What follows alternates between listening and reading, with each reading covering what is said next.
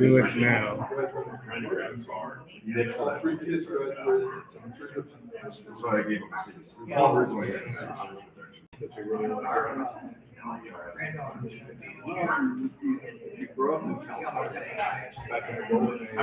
wondering how you you're president, you're prisoner of the prisoner of the White House. You can't go in because railroad they're in charge of everything and in control of everything.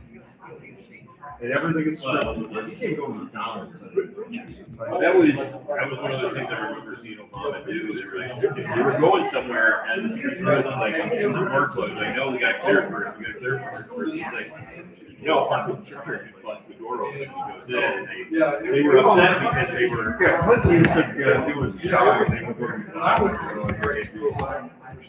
Well, he used to, before he was a mayor, he was famous for New Hampshire. You know, when was the last time you did McDonald's? What was the last time you did McDonald's? Maybe yesterday. He was Lopez, month ago, maybe, I don't know. You know, I used to go to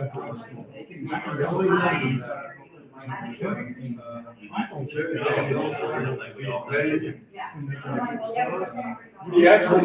Excuse me, sir. Hey, what's going on?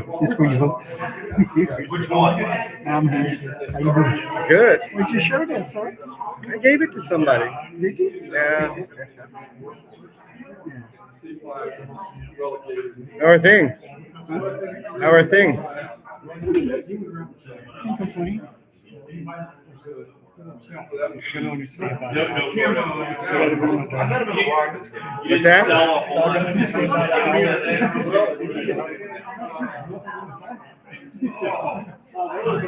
There's a great party. I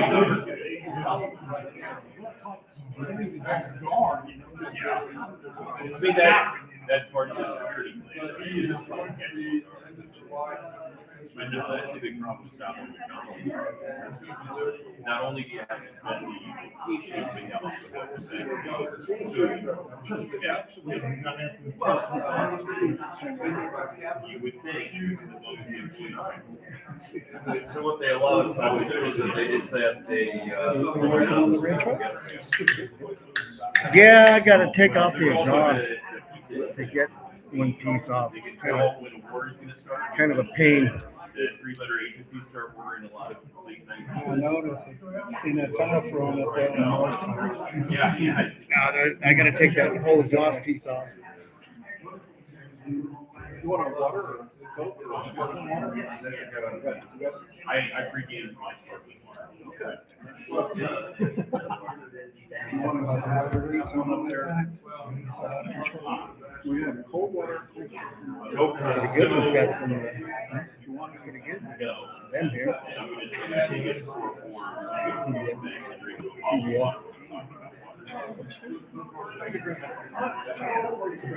Let them be fat. Yeah, let them drink. We look good. I was gonna say, what do you do to make chances you could have? You saw I couldn't. Well, first of all, it doesn't do What we said, I'd rather have it turn gray than turn blue. So Gallagher would say, well, it isn't here. I feel like mine's turning gray quicker than expected. Yeah, I was going to say, but it's thick too. I have two sons, and one has my hair, the other doesn't. He has my wife's haircut. Yeah. No, my great grandfather. We had to fix it after he passed because they did it wrong. They styled him because he would. I didn't realize he was bald because he did a comb over, but he combed over from the back, and that was interesting. Well, apparently, Elvis was white. And so one of the Memphis Mafia guys they were interviewing him just like 20 years ago. So they had to take some dye his hair before Because his hair always looked dark and shiny and us. But there's someone else I know in town who No one's hair is all the same color. It's all the same color. You can tell someone's working on it. Like, I don't know anything about it. Yeah. Always a variety. I don't know if you noticed, though, my beard went gray before anything else. What's happening to me? So when I applied to be on the PCDC, I grew my beard out so I looked a little older. I guess that works.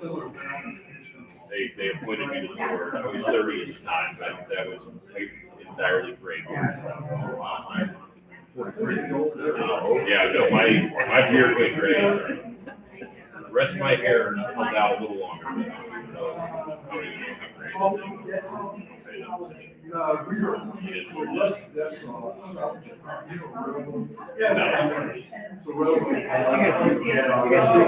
Okay, so how many acre feet would the school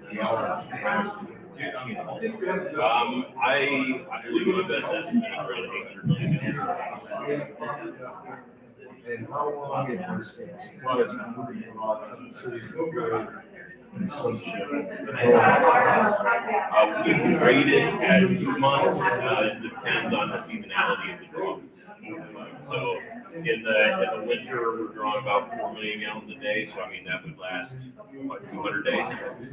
But in the summer, we would typically be drawing if it wasn't raining here. We typically be drawing between 12 and 15 million gallons a day. Does that include evac loss? That's without considering evac. I don't know that. That's probably why our number feels low when I quote the days for that. And these tunnels that receive the water.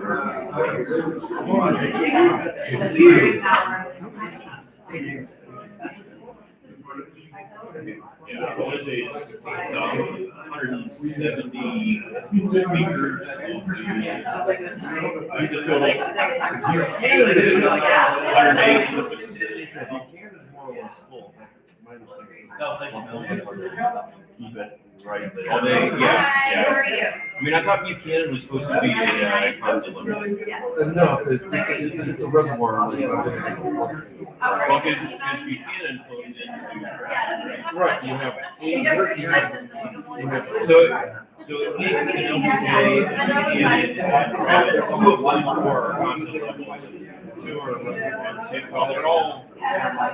Yeah. You know how many natural lakes there are in Texas? 0. That one was not natural. Is it high? Those dams. They There was one. There was one natural lake. And then they put a dam.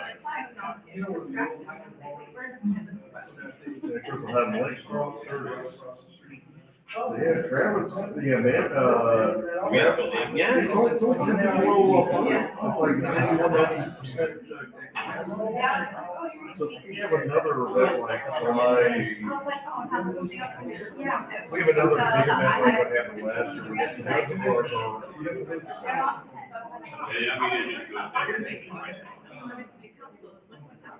I'm glad they changed their policy. We're looking at the drought and We're flooding fields. and we're draining.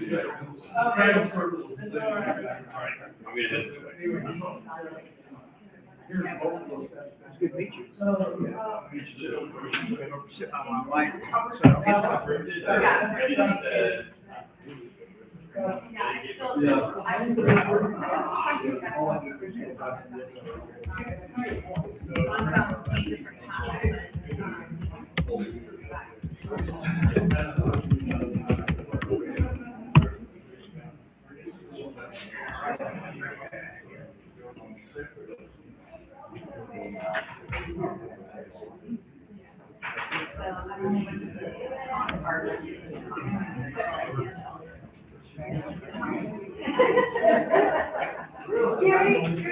I'm that tall.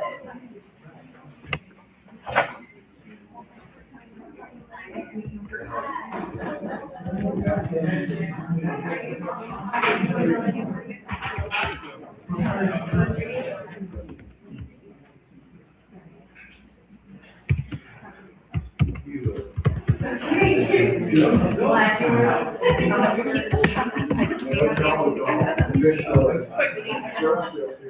sometimes it's like, oh, I have 55 emails to look at. Yeah, there's that.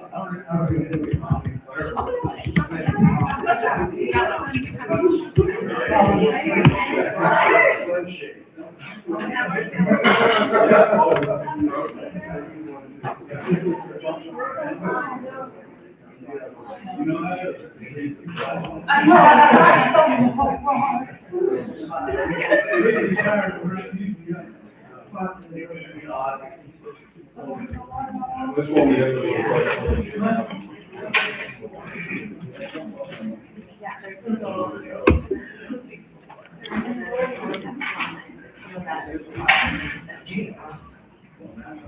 There's like 3 different contracts.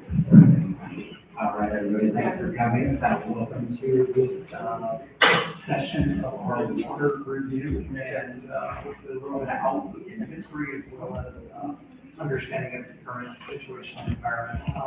My name is Scott Stieperman. I'll be hosting. I'm one of the members of the PPP group and Pflugerville Pfamilies First. And we are here to represent citizens and other members of the community that have raised or have concerns and interest and awareness in the current environments, the offerings, and the solutions here in the city. So we're hopefully going to be able to discuss. And we do have several different sections here that we're going to look at. First and foremost is just an understanding, a basic review of the current system and our water and waste services, how big, how defined our coverage is in the market. We'll also have a section here for history and decision making, as well as capacity finance, basically the design and implementation of our solution and how big it is.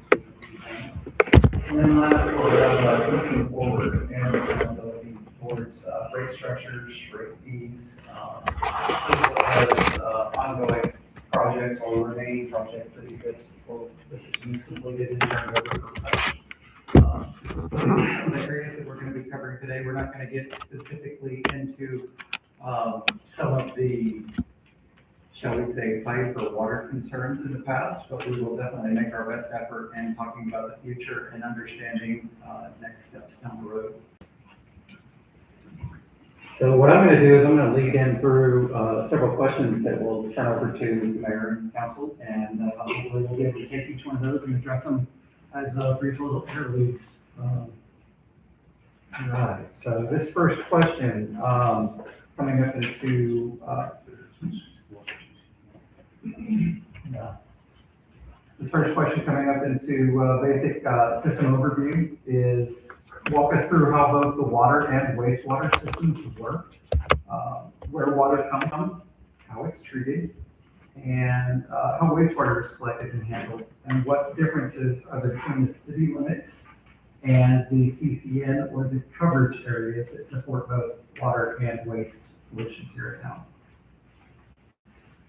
And I'll let y'all. Sure. Can y'all hear me okay? All right. So So first of all, I'm Mayor Doug Weiss. I want to thank you for inviting me out here. I know the Pflugerville Pfamilies First has been on a session like this before. And I want to thank you for hosting these events. I want to recognize them for the work they do in the community. So I'm glad to be your guest here and glad to provide as much information as I can. One of the things that I get a lot of conversation about, especially around election time, is people come up to me and they say, "Hey, why weren't you on my ballot?" And it's always interesting to see the difference between city limits and the extraterritorial jurisdiction. There are folks who have an address that says Round Rock, but they live in the city of Pflugerville. There are folks who have an address that says Manor, but they're Pflugerville residents. There are folks who have a Pflugerville address, but they live in Austin, and they vote in Austin election. All these boundaries get very confusing. Add the school district on top of that. I don't know if you know this, Pflugerville School District goes down to Breaker and Metric. All these different jurisdictions, all these boundaries create a whole lot of confusion I've talked to some folks about fixing our zip code, because your address is based on your zip code, which is based on the post office that delivers mail to you, and to change that requires an act of Congress. I'm going to tell you, we talk to our Congress members on a fairly regular basis. That doesn't seem like a huge burden to overcome. Right now, I don't think there are a whole lot of bills passing in Congress. But that's one of those things where all these boundaries create confusion to start with, just from the city limits and the address and the school district. And now we lay on the water CCN. So there are folks who live in Pflugerville who get their water from somewhere else. There are folks who live outside city limits who get their water from us. I think there's even a section there in Austin, or at least Austin's ETJ, that gets their water from us. So you can see our water does not necessarily match our city limits. If you go to our wastewater CCN, it is actually, I think it's about 3 times the size of our water CCN. I'm sorry, I'm using a TLA there, a 3-letter acronym. That CCN means Certificate of Convenience and Necessity. That is essentially the right and the responsibility to provide the service. You can think of it as a utility monopoly almost. We are the ones who have the responsibility and also the right to provide water in one area, and then wastewater, that's where we collect the water that goes down the drain to provide that service in those areas. One of the reasons why these are important boundaries is that, I think David, I think you'll agree with me, we've made efforts to ensure that the cost of service is aligned with the provision of service. So some folks have asked me, hey, I pay taxes, why am I paying these water rates? Well, because we want the water rates to be paid by the water customers. If I got folks in the city who are paying city taxes, but they don't get my water, we've got to make sure we do things equitably and efficiently. So that is my brief, sorry, not so brief overview of water, wastewater, and city limit ETJ boundaries. David, what are you going to add? Well, I would just add that both of these maps show the boundaries of the water and wastewater, but they also show the city boundaries. If you see those yellow lines there, show the edges of the city, and you can see that there are actually areas that are not inside the city limits, where the city sort of skips over an area, and then it has an area that's to the east of it. And particularly there, you see along the toll road, there are parts both west and east that are not in the city, and then there are parts that are east of the toll road that are in the city, particularly that are south of the lake. And Doug was talking about areas that are in the Austin ETJ, south of Wells Branch. You can see there at the bottom of the map, we provide water and wastewater in that area, and that's in the Austin ETJ. So it is a little confusing, and Doug is right, we have a lot bigger area for wastewater than we do for water. We were talking earlier about the proportion of people who get their water that are in the city and that are on the west side or the east side. I think we agreed about 70% of our water, as opposed to our wastewater, is west of the toll road, about 30% on the east side.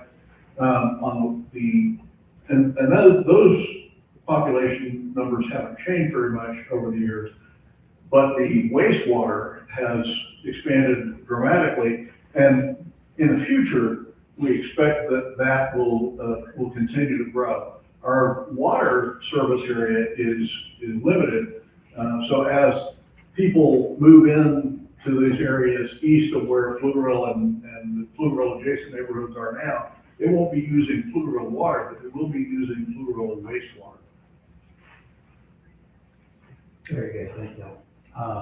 Next up, in regards to a little bit of history here, is what was the water and wastewater? Can you get in the microphone? Yeah. There you A follow-up question of that is, for the water and wastewater systems, what were they capable of prior to these upgrades? And then what are the upgrades actually expanding those water and wastewater treatment options to? Well, it depends on how far back in the history you want to go. Originally, Pflugerville didn't have water capacity for anywhere near as many people as we have now. Pflugerville has about 6 natural wells, one of which is what's called a stinky well. So it's got some sediment in it, and that's a well that is requires more treatment than the others do. But if you put all of those together, under normal conditions, Pflugerville had, because we don't have a natural lake or a natural river, had capacity for about 20,000 people. And the city council before either Doug or I were on it, decided that they wanted to be ready for growth. So they arranged a contract with the Lower Colorado River Authority, and we pump in a lot of our water from the Colorado River. And the main pump station is down south of Boggy Creek, sort of near the airport area, roughly speaking. That is where, at this point, about 2/3 or 70% of the water that Pflugerville residents use comes from. Now, we also have, of course, for those people who are in the city, but they're not in our CCN, they get water from Manville and from some other water providers. So the water comes from different places there. We knew 20 years ago, when Lake Pflugerville was first dug and brought into operation, it was first brought into operation in 2005, it was approved in 2003, that we were going to need to expand that capacity someday. And that's what we're in the middle of doing. We have an existing 30-inch pipe that brings water in from Colorado. We're adding a second, 40 or 42? 42-inch pipe. Which is twice the size. Yeah, that's geometry. If anybody remembers that. It's something about pi. Yeah, there's, pi or squared, some kind of thing like that. Anyhow, that will provide us with enough water capacity in the future that should support growth in Pflugerville for 30 years or more, depending on how fast we grow, of course. And then we've got the wastewater situation, which is different because we've got a wastewater CCN east of town that is, as you pointed out, it's about 3 times our water CCN.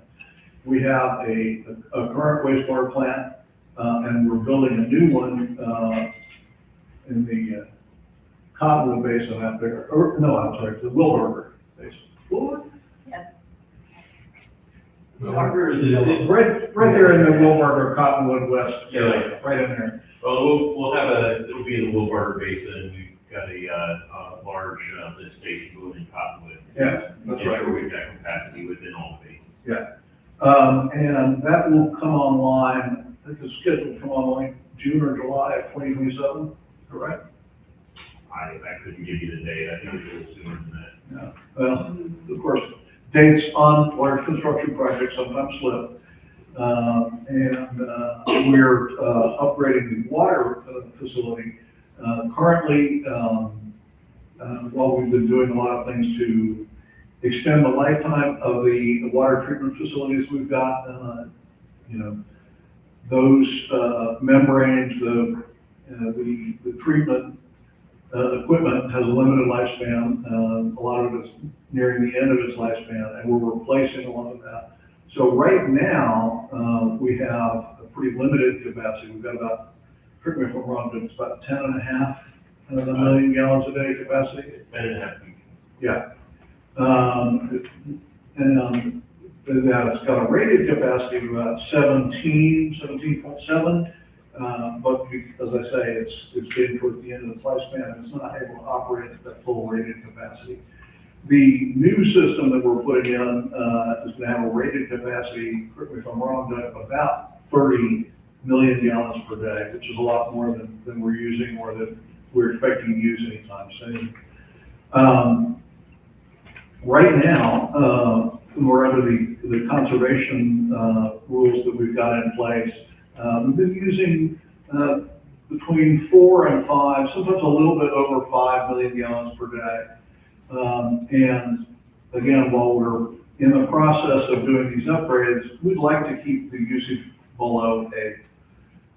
So that's one of the reasons why we've got these restrictions. Of course, the other part of it is the accidental damage to the pipeline last fall, which we're in the middle of fixing. And Doug, we were talking a little bit about this earlier. I want to hand it off to you. Tell the folks about where we are with putting the new pipeline in place and how long it's going to be before we have that whole thing up and running. Well, it's, I don't know that I've got the specific time frame, but thank you, David. We are in the middle of a planned shutdown, so there's right now not water flowing to the lake, but that was anticipated the last 2 weeks, which should end this week. It's been about 10 days. We've had that turned off because we are doing our upgrades as part of this project to the pump station. So that pump station will be upgraded in place and capable of supporting the 2 pipelines. When we turn that on, we will have connections to the new 42-inch pipeline. We will likely continue to use the 24-inch pipeline for a little bit longer while we work to repair the 30-inch. It's always very important to ensure that we've got our redundancy and our resiliency in place, right? We want to make sure that we do these things in stages. So once that pump house, once those changes are complete, we'll be able to, in my technical terms, hot swap between the pipelines. The idea being, as David mentioned, we've got the 30-inch and the 42-inch. That 42-inch is capable of carrying twice the water. Our rights to draw water via LCRA were originally 11 million gallons a day, and we doubled that to 22 million gallons a day. We could move over 30 million gallons a day in both those pipelines once they're up and running. We're working at full force at the same time, but we'll be able to say, let's run one or let's run the other in case we do have to have some maintenance or something happens to one of those pipelines. You can see right now, our current damage definitely disclosed that we did not have the resiliency in place, and that's exactly what we were working to overcome, what we had the foresight to invest in. And, let's talk about the 24-inch pipeline, because we talked about the 30 and the 42 earlier, but we didn't talk about the 24. We'll definitely talk about that. I was going to say that in regards to us implementing the changes, was there a reason or a series of events or something unrelated to the break that started or triggered the upgrade? We had a system in place. The lake has been around for a good long time. The existing pipe has been around for a good long time. What can y'all talk about that got us to move from 17 to higher, or from current capacity to higher, or from a waste processing treatment to move to a bigger facility or more capabilities? Was it truly growth? What was the expectation or the trigger impact? So growth is another word for demand. Yes. What we saw, to give you an idea, in the peak summer, our processing plant was operating somewhere in that 12 to 15 million gallons a day. I just told you we're allowed to draw 11.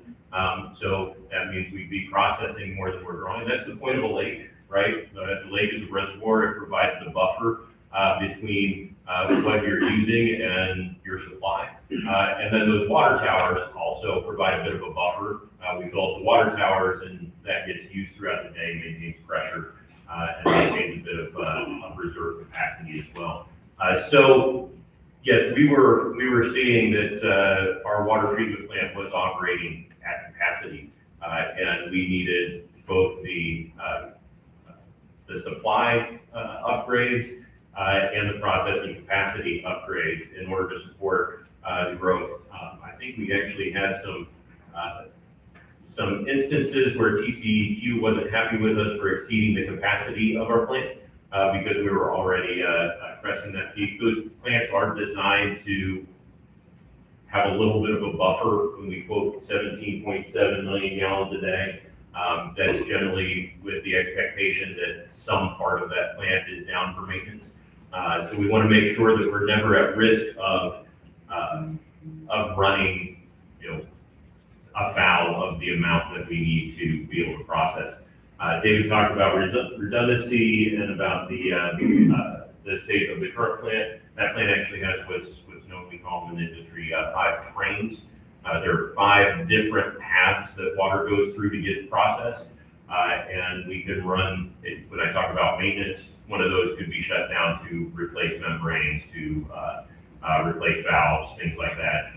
You want to make sure that you can fulfill the needs of the city with 80% of that operational.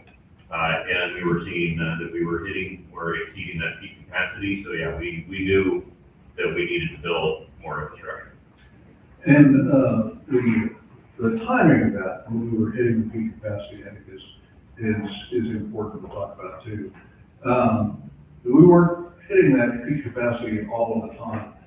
But as everybody here, I'm sure remembers, during COVID, businesses were shut down and people were working from home. And one of the things that Doug and I have talked about for a long time is if we want to reduce the amount of traffic congestion in Pflugerville, we just have to arrange for people to work in Pflugerville. And the COVID emergency gave us that experience. And one of the things we found out was we've got plenty of roads if everybody's working at home, but we don't have plenty of water capacity. Because we were using a lot more water because people were here all day instead of going to Austin or Round Rock or Georgetown to use water during the day. And that's when we got the notices from TCEQ, hey, you guys are using too much. So we have the specter of the state government looming over us to tell us, you guys have got to do it now. You can't wait 5 more years, you can't wait 10 more years, you've got to go ahead and jump on that.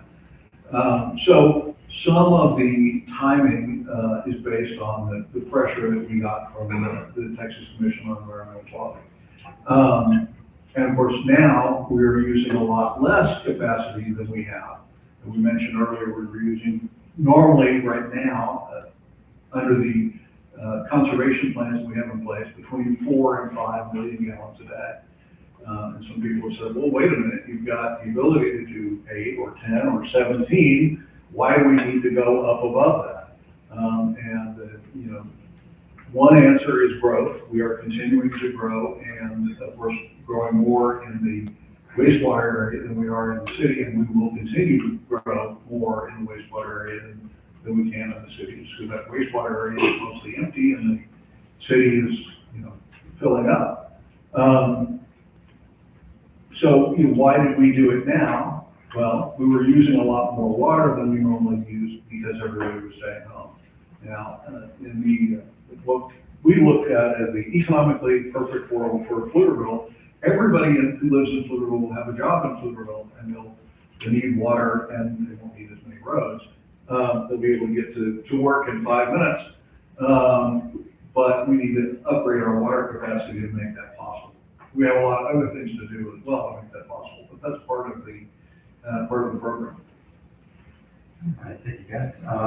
Another question is, what other approaches were seriously on the table at the time instead of developing this full-size project where incremental or smaller things done, or why did we skip to such a large change in services and offerings?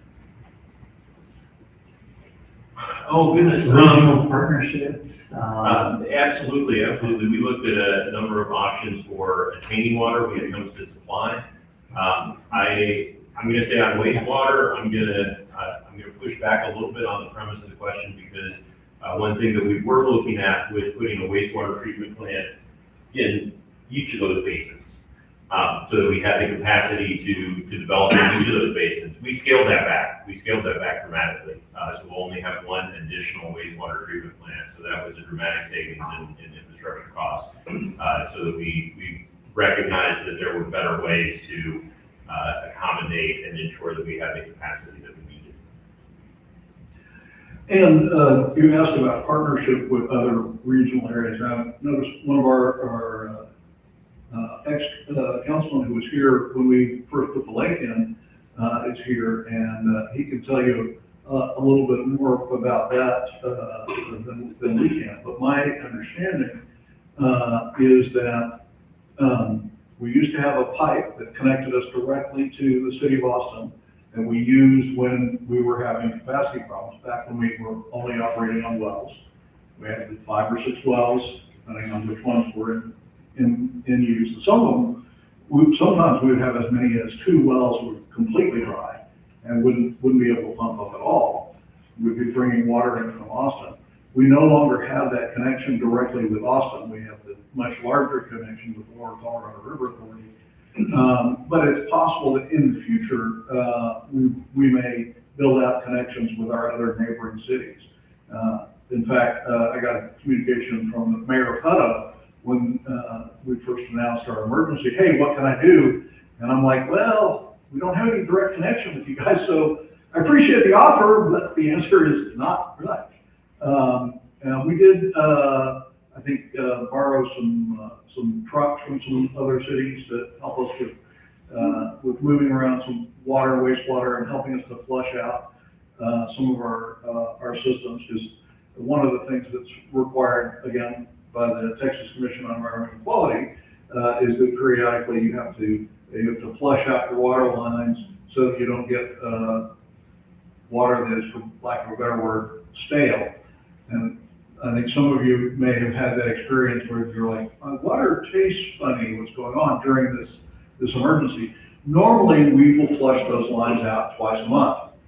But TCEQ said, by law, you have to do it at least once a month. So we were pushing closer to that 1 month barrier, which means for some people, their water tasted a little funny for a little while. And we were able to bring some water trucks from some other cities to help us with that, because one of the things that happens when you flush out those lines, under normal circumstances, you've got water all over the street. People are like, what, we've got a water shortage and you're opening up the fire hydrants. Why are you doing that? And the answer is, well, because the state told us we had to. And you want to have clean water. I mean, it's not a crazy requirement the state has in place there. But one of the things that we were able to do with cooperation with other cities was recapture some of that water and then use that for watering the parks and that kind of thing. It's not high quality water you want to drink yourself, but it's water that you can use for other purposes. And speaking of watering parks, you want to tell people about 1849? Perhaps. But real quick, before we move on to that, I did want to mention we do have a connection to Manville. We have a connection that provides access to treated water. We do have 2 of those wells still operational. That together brings us a little over 2 million gallons a day of capacity. So we do have some regional partnerships and some alternative supplies in place. When it comes to supply, we have been talking to folks like Round Rock. Round Rock's in what's known as the Brushy Creek water district. They do not get water from LCRA, but they need to because they have too many people. So they actually do take water from LCRA that they're not supposed to take, and they're required to put it back into LCRA. So they're going to move it back over the hill.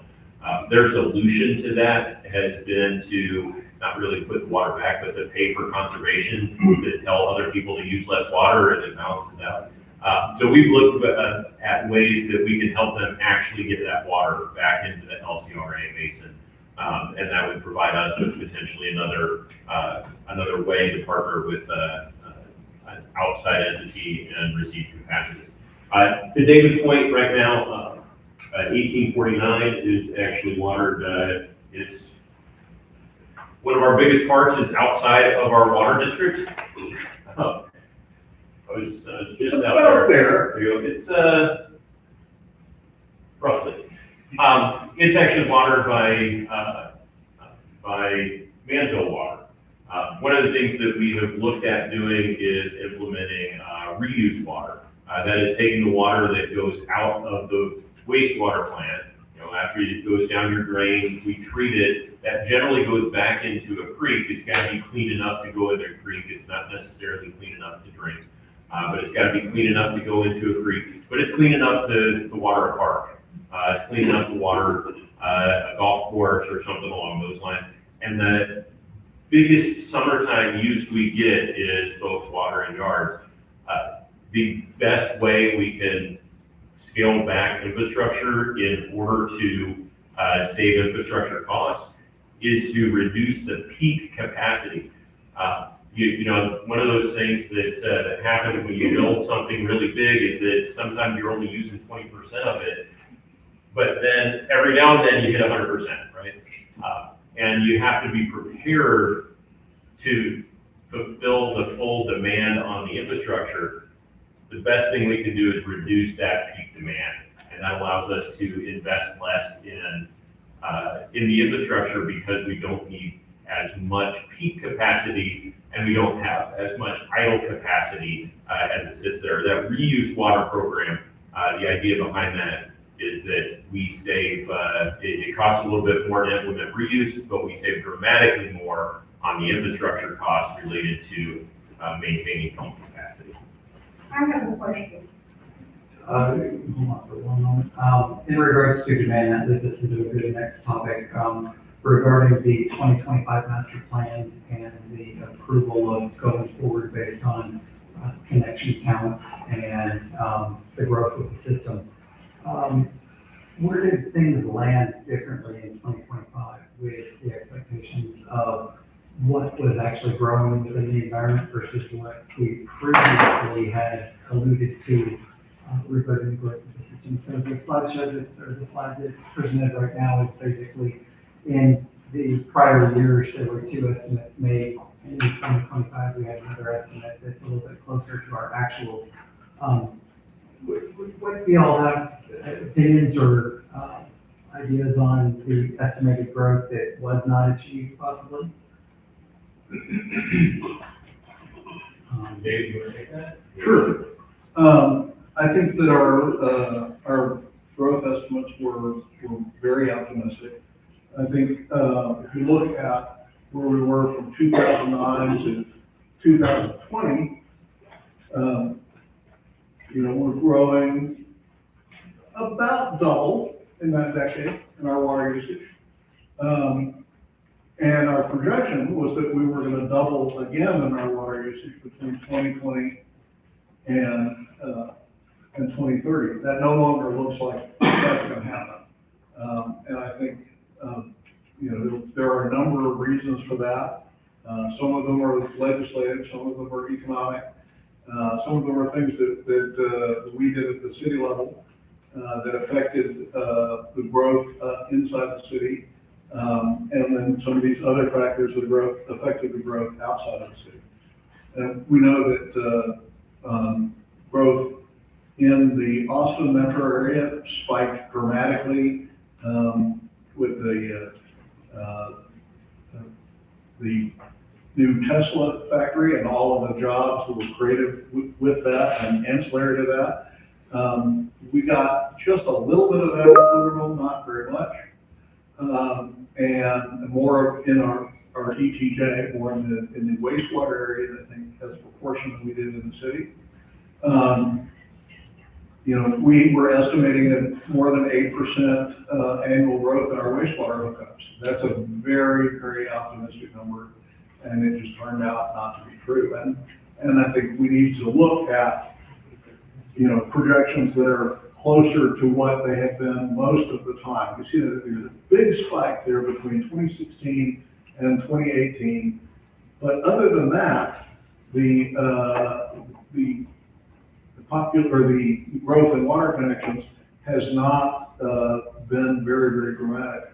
And we were used to in Pflugerville very dramatic growth.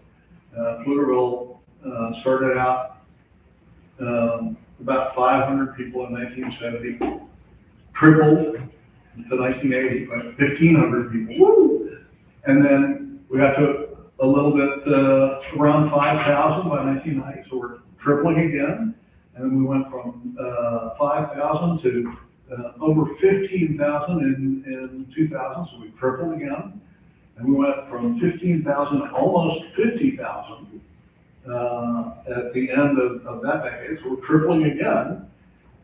But that growth path can't continue forever. And I think we put in, estimates of what the growth in and around the city would be, that were more optimistic than what it turned out to be. And, Austin is growing. Austin is 1 million people. That means Austin is 4 times the size it was when I moved to Austin in 1971. But that's 55 years for it to quadruple in population. Now, Pflugerville has done a lot more than quadruple since 1971, but at some point, you're so big that next doubling is a lot harder than the last doubling. And that's sort of where we are. And we don't know exactly what's going to happen next, but we can look at, past trend lines and maybe make some adjustments. So I would say it would be appropriate for us to, for our 2030 projections, to modify those in a downward, forward-looking posture that's something closer to what we've experienced for the last 5 years. We might be surprised and there might be some gigantic growth spurt, but we're well prepared in terms of water for a gigantic growth spurt. You might say we're over prepared for a gigantic growth spurt. So we want to do what we can to bring businesses to Pflugerville and Pflugerville ETJ that eat a lot of water because we've got a lot of water to sell. I think there's, when you look at those numbers, I think there's also some strategy and some policy changes that have occurred over the last little bit. I referenced an election that was held just last month in Georgetown.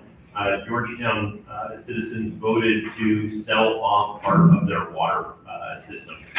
They decided they didn't want to deal with that anymore. There are folks who are in their ETJ that district will now be sold off likely to a private entity, and they'll get to figure that out on their own, whereas the city up there contracts and focuses just on limited population. At one point in time, I believe we were looking at many of the little districts that are in our ETJ, some of those neighborhoods out on the outskirts. We were thinking, they get looped in, we'd start providing them water service. It'd be better for them to get water from us than from somewhere else. And I think we've changed that strategy, because at one point in time, I think our water demands were projected to require 60 million gallons a day. And that's would have been exceedingly onerous on our population. So we did contract a bit already to say, no, we don't want to dramatically extend our water system. We want to right size it. We want to make sure that it's optimized and that the cost is done in an efficient manner to service the people who are here and support the growth that is optimal. And currently, right now, how much is our system actually capable of processing, and how much capacity are we using right now? Which system? Water. So water system is designed for 17.7 million gallons a day. Right now, as David mentioned, we're somewhere right around 5 million gallons a day. If we turned on everyone's sprinkler system, we'd be somewhere in the 12 to 14 million gallons a day, I would expect. And right now, we're trying to cap that right around 8 to 10. I want to pick up on that last thing you said about every sprinkler system, because there's something that I learned in the process of dealing with the current situation that I had no idea about. Apparently, most of the time, the heaviest use of the water system is not in the middle of the day when it's hot outside. We use more water between 2 a.m. and 6 a.m. than any other period of the 24-hour day, because that's when people's automatic sprinkler systems go on. So if you could move your sprinkler system to 10 p.m. to 2 a.m., that might help us to. You want to make sure that your sprinkler system, when it is enabled, is not spraying in the middle of the day. The more you lose to evaporation, the more you have to use, and we want to optimize that. We want to make sure we're not wasting water that middle of the day, that evening. 2 a.m. is probably the right time to run your sprinklers in terms of efficiency, but that is our peak demand water hour. Thank you. Scott, we can't hear you. Yes, of the expansion, or, sorry. Question regarding financing. How is it financed? Why are the rates as high as they are today? Break it down so the residents can see what the rates are representing on the bill. Yes. So for example, the water and wastewater, both of them account for different parts of the bill. I'm assuming that each one of those solutions can be explained why those rates are going up and what they're providing.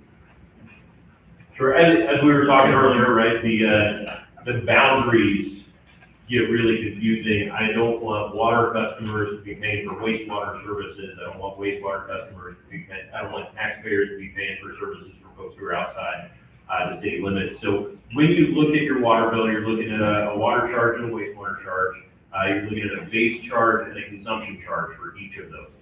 Generally speaking, that base charge covers the investment in the infrastructure, and the consumption charge covers the cost of operations, right? There's, you got the house that you built, the base charge is covering the mortgage, the consumption is covering, all your bills and your food and everything else that goes into that, right? Consumption is operations, base charge is infrastructure.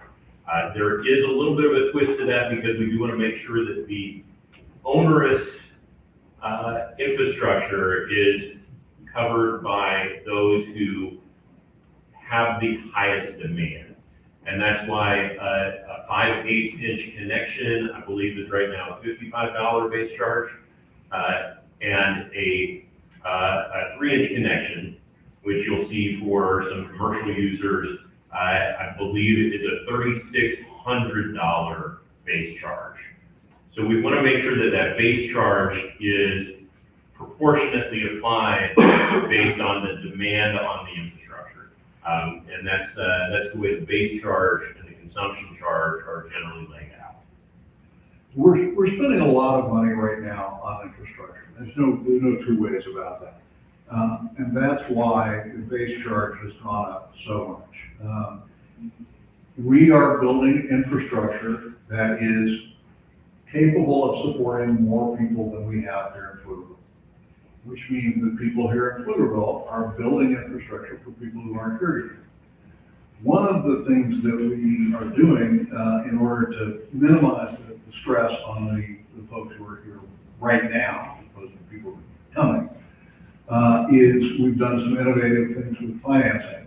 We're using funds that are borrowed through the Texas Water Development Board and through the Federal Environmental Protection Agency through what's called the WIFIA program.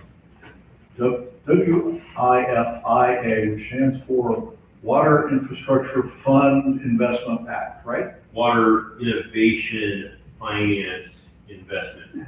Okay. WIFIA. Those two financing arms, both the state and the federal, let us borrow money to do this infrastructure at lower than market rates, about 2% lower than market rate. Nonetheless, everybody who's here is paying for infrastructure for people who aren't here. One of the reasons why we borrow money to do this kind of thing rather than cash financing, and this is something that Doug and I have talked about a number of times, this is what we call equity over time. Because if we did cash financing for these kind of things, everybody who's here in Pflugerville would be paying everything for infrastructure for people who aren't here yet. By borrowing the money and paying it off over 20 or 30 years, I think these are 20-year loans, if I'm not mistaken. The people who aren't here yet are going to be paying part of the cost when they get here.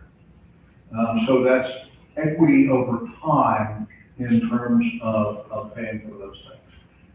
We do get criticized from time to time, and it makes sense. Why are you putting it on a charge card instead of paying cash? Because you're paying interest as a result. And the equity piece of that is the guy or gal, the family who's not here yet, the business that's not here yet, is going to be benefiting from the infrastructure spending that we're doing now. We want those people to pay part of the bill.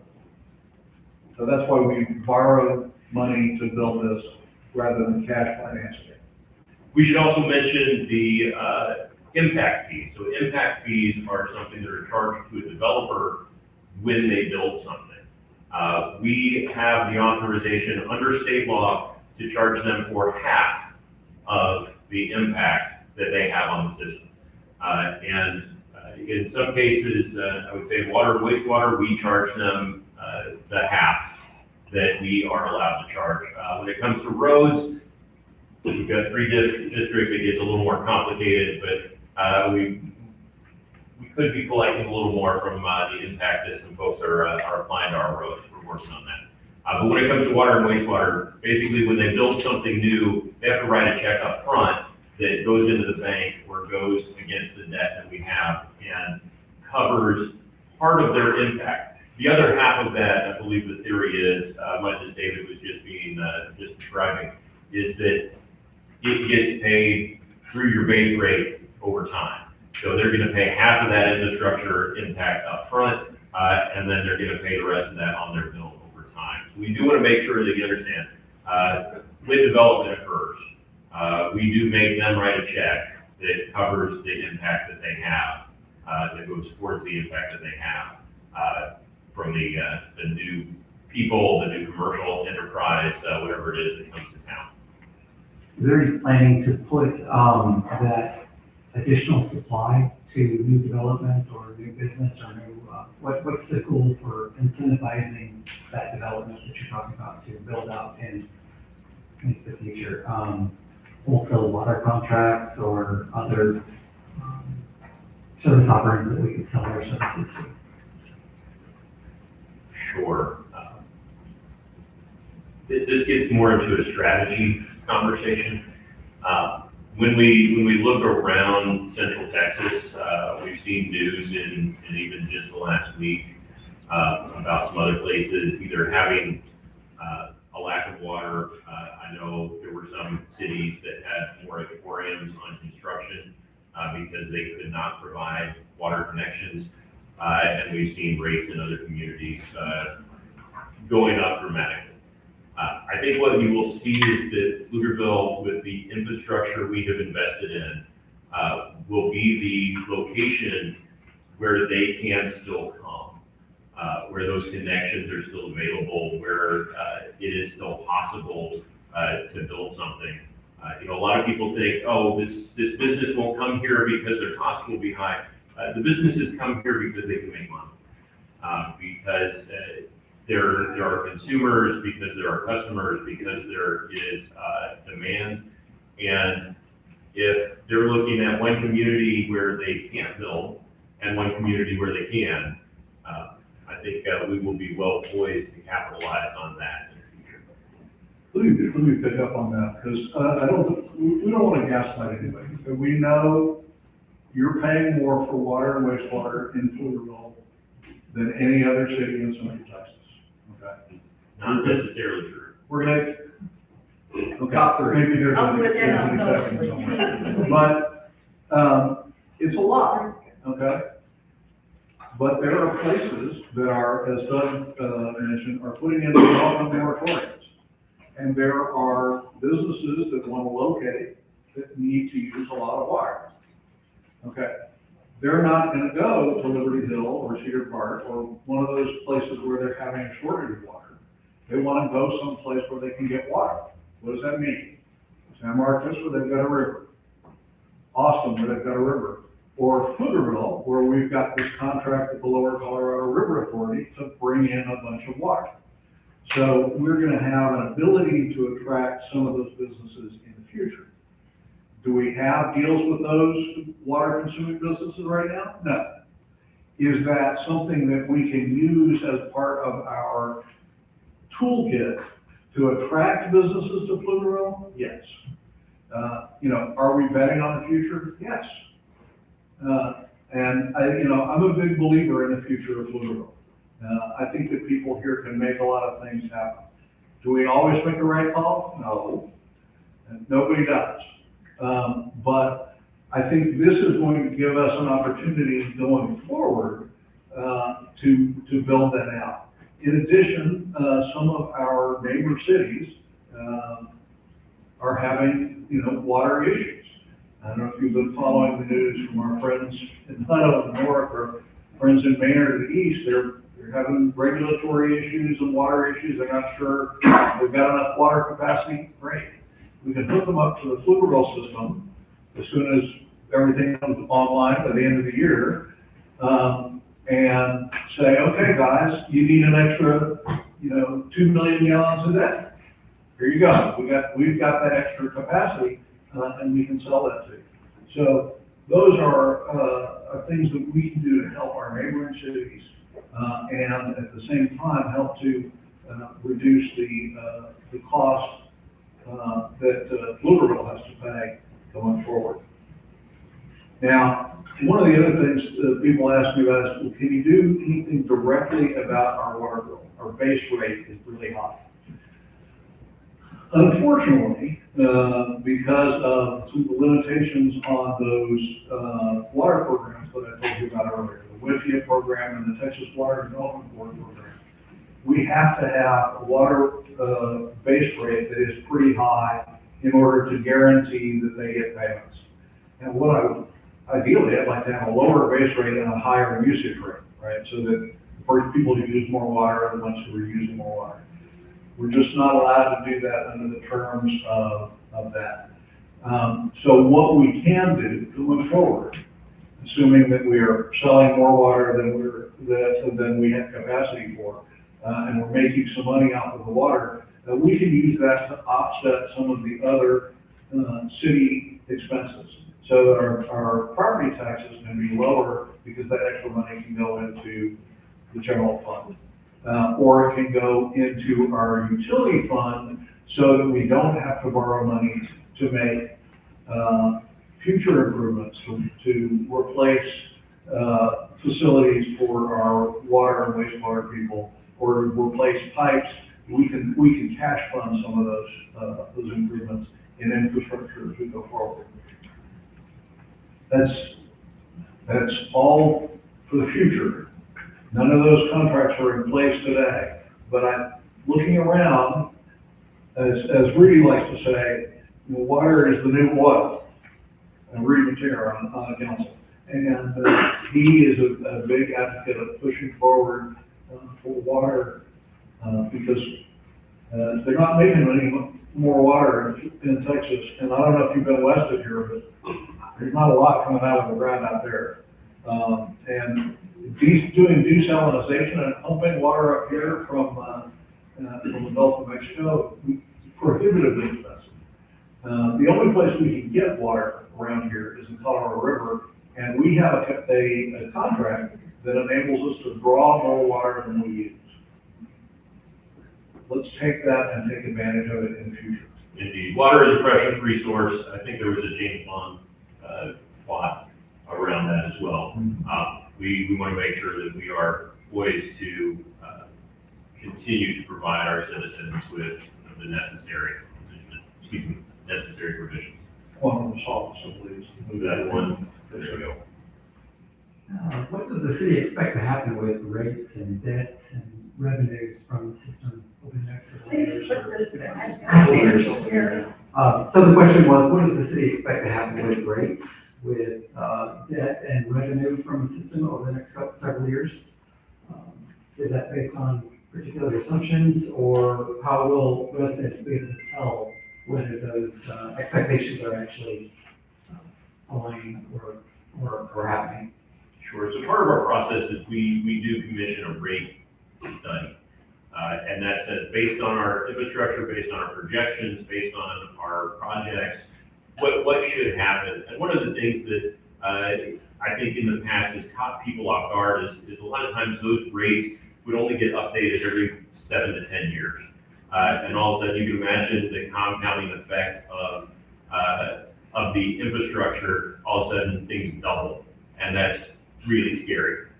What you're seeing more with our rate studies is saying, all right, well, this is what's coming online next year, and this is the year after that, and you're seeing a more gradual increase when you do see an increase. That rate study has projected what the rates look like over the next several years, and each year we go in and we say, well, what's really happening? And we've been fortunate that the rates have not increased as much as projected, thanks to the programs and the financing that we've been able to capture. I believe we are due for another full-blown rate study, not just a little update. And so as we go through that process, I'm not sure if what David mentioned was entirely accurate on what we're required to do under the covenants of some of those programs. I think we can shift a bit more to consumption from the base rate. We just have to demonstrate that it covers the debt service.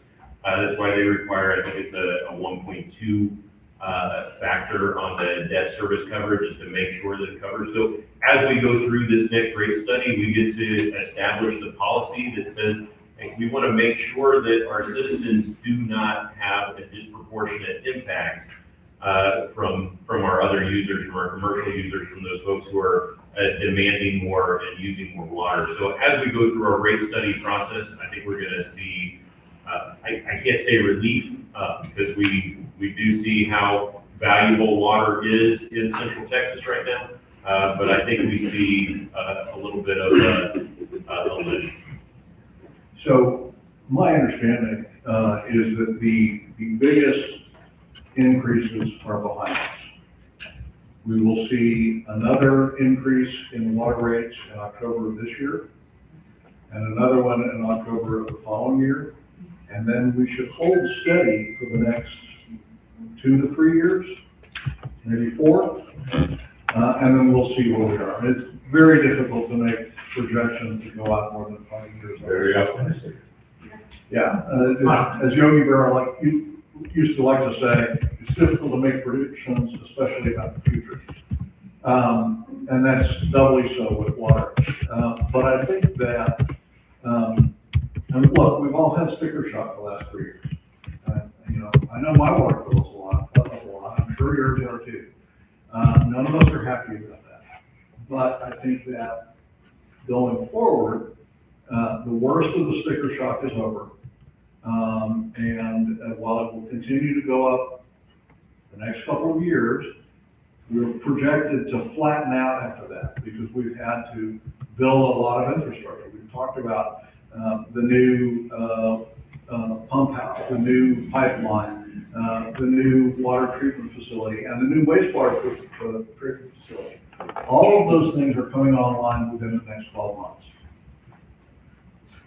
That means we spent a lot of money in the last 24 months. But that means that 12 months after that, we won't be spending nearly as much. So the rate of expenditure is going to drop, which means that the rate of growth in your water rates should be going down as well. Doesn't mean your water rate is going to go down, but it means it won't be going up as quickly as it has been.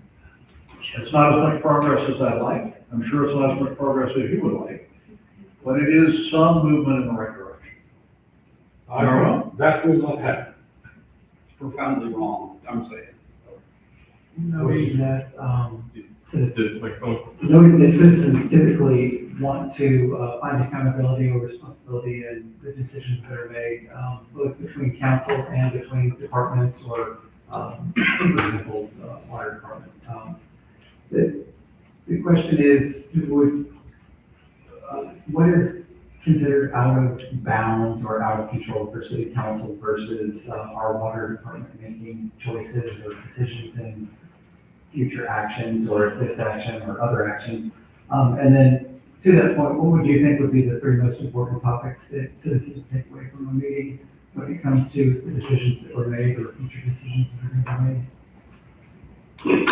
So accountability, that's the buck stops here, right, David? Right.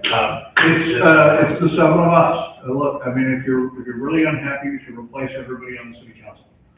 I mean, that's where the buck stops. But there are also, there are assumptions that are made. Some of those assumptions have turned out to be less accurate than we would like them to be about how connection, we lost the connection slide.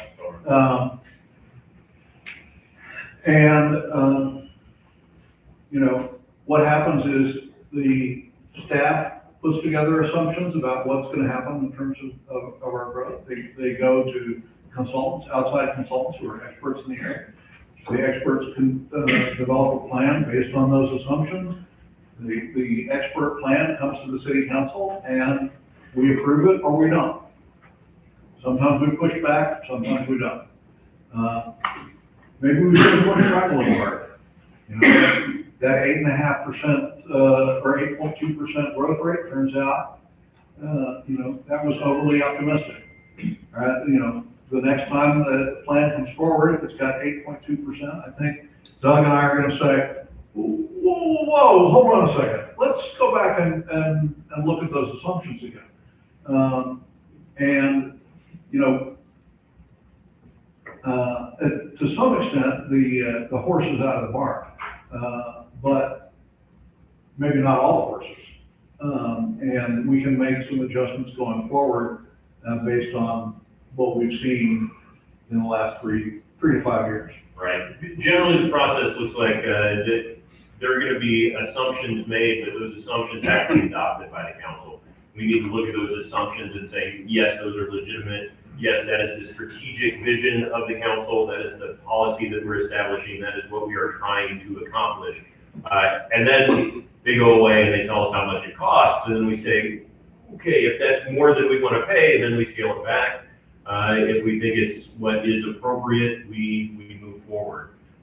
So all those decisions, staff is there to execute. We're there to establish that direction.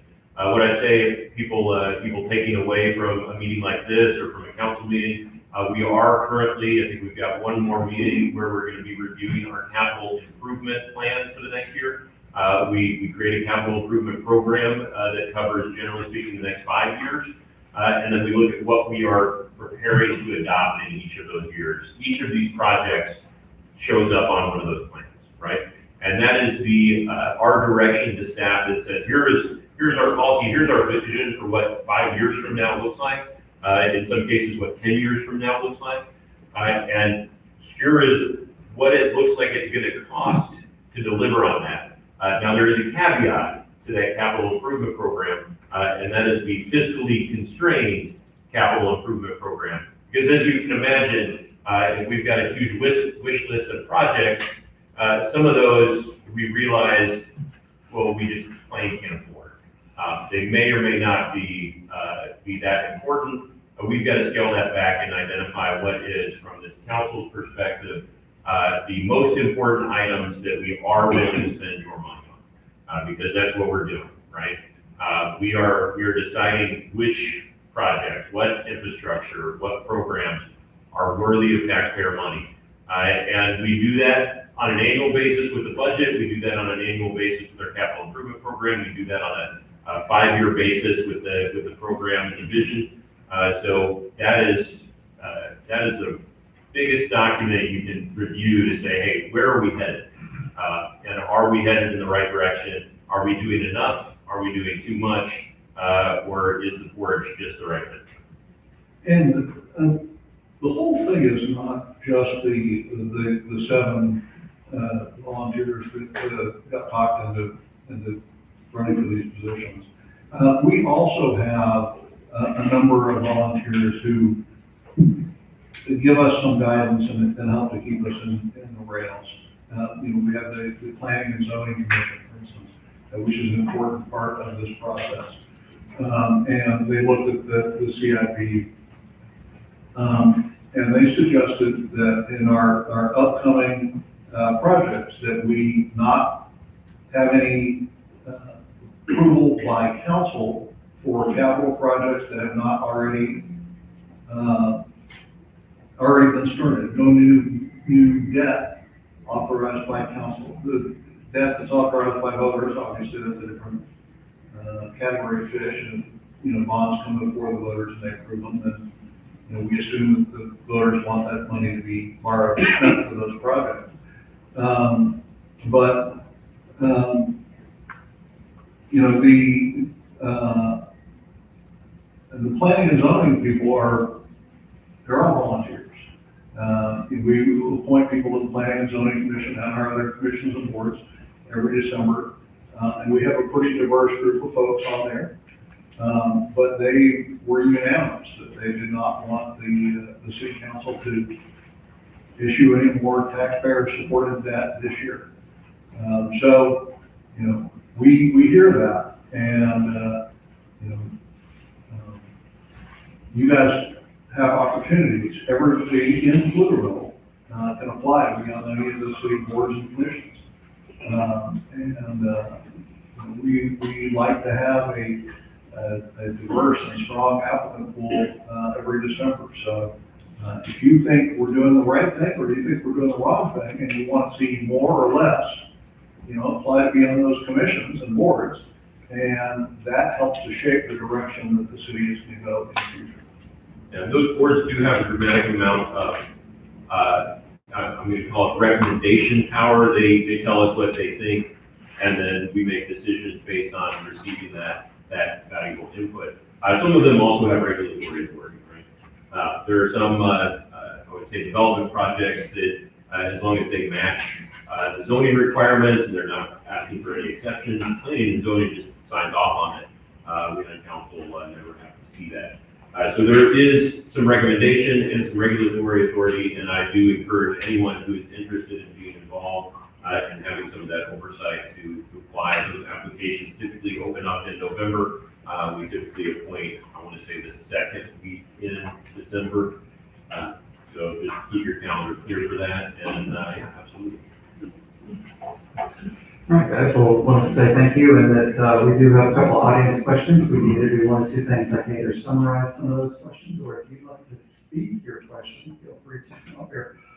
Some of the first questions were related to data centers. So if you, Cynthia, if you would like to propose or discuss, or I can ask those as well. So I think we can all agree we have major water issues. And not a thing has been mentioned about the AI data centers that use tons of water. We have been lied to many times about data centers, but you can look at other parts of the country, what the data centers are doing to their water infrastructure, and nothing's been mentioned about that. How many data centers do we have here in the area, and how many are proposed to come?